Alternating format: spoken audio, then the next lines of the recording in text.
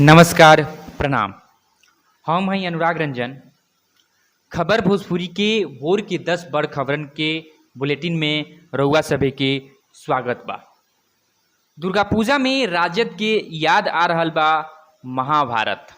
Poster में लालू प्रसाद के बनौलस विष्णु, तेजस्वी बनले सारथी, कृष्ण त नीतीश के अर्जुन बनावल गई। कृष्ण बनल तेजस्वी के ललकार, लालटेन के रोशनी में एक एक तीर सही निशाना पर लगाव पार्थ। पोस्टर पटना में राजद कार्यालय के बाहर लगावल गईल बा। बगहा के जौना गांव में मेला, उहमे बाघ के मूवमेंट, वन विभाग के टीम तैनात। बाप बेटा बाघ के सीमा विवाद के बीचे जा रहल बा लोगन के जान। 23 दिन से पकड़ से दूर, 9 महीना में 6 लोग के शिकार बनौलस, 5 के मौत।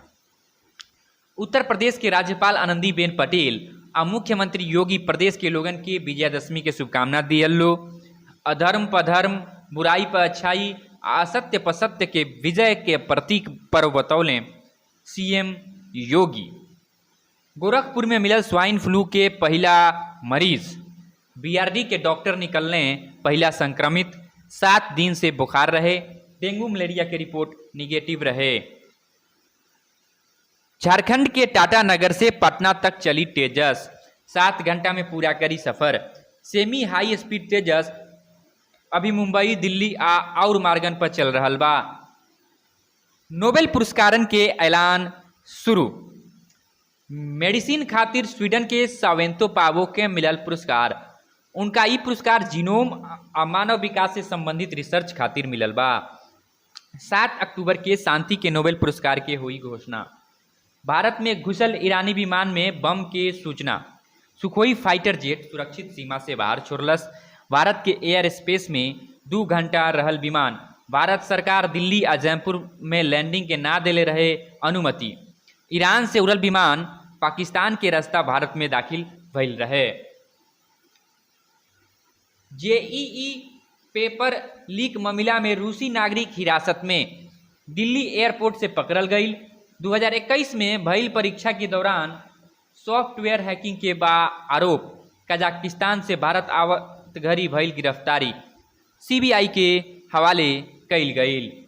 भारत के मिलल स्वदेशी लड़ाकू हेलीकॉप्टर हर मिनट 750 गोली दागेला। ए स्वदेशी लाइट कॉम्बैट हेलीकॉप्टर के कैनन से हर मिनट 750 गोली दागल जा सकी। रक्षा मंत्री राजनाथ सिंह दलें प्रचंड नाम। Jasprit Bumrah T20 world cup से बाहर। बीसीसीआई के मेडिकल टीम लेलस फसीला। स्कैन रिपोर्ट अइला के बाद बोर्ड के मेडिकल टीम बुमराह के बाहर होखला के पुष्टि कैलस। फिट होके में 4 से 6 महीना तक लाग सकेला। रिप्लेसमेंट की जल्दिए हुई घोषणा। खबर भोजपुरी के भोर के 10 बड़ खबरन में आज इतने। और खबरन के जाने खातिर विजिट करी www.khabarBhojpuri.com। अगर वीडियो रउआ पसंद आइल तो चैनल के सब्सक्राइब करी और लाइक शेयर जरूर करी। धन्यवाद।